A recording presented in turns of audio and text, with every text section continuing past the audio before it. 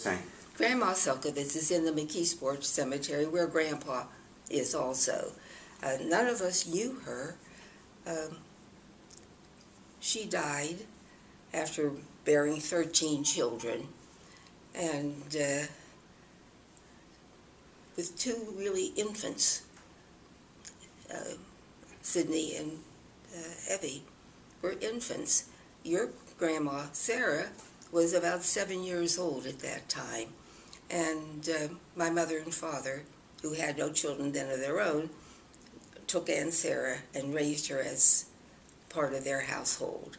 What year roughly did Celia die? I don't know years. Okay. I don't know years. Well, I have that information somewhere. So, I'm sorry, you were saying, so Sarah went to your family. So there was always a very, very close relationship then between my mother and your grandmother. It was almost like a mother-daughter kind of relationship. And Harriet, who came along soon after that, was like another younger sister, and they were very close also. I only really got to know Aunt Sarah as I got older, and she always said, the other girls got the beauty, but she got the brains. And she was sharp and fun to talk with, read a great deal, played a great game of bridge, that kind of thing, active in the activities in Aliquippa, the sisterhood, Hadassah, that kind of thing. And really was a fun person to be with, very generous. I still have a pair of leather gloves that she gave me as a gift when I was in school.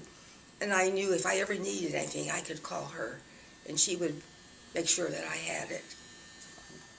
Okay. I mentioned the 13 children that my grandmother had. 2 died at infancy, so there were 11 who grew up. The eldest was Big Davy. You didn't know him, I'm sure, because he died when I was very young. But he had that gorgeous son, Herbie. You know Herbie. I didn't know him. I remember when he died in Florida. That's right.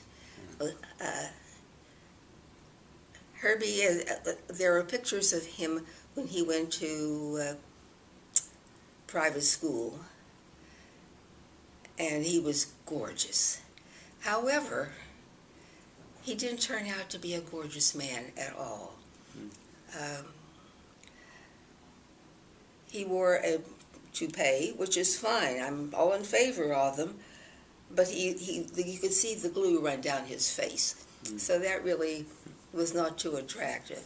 And he was always with his mother. My children thought they were husband and wife because they were never separated.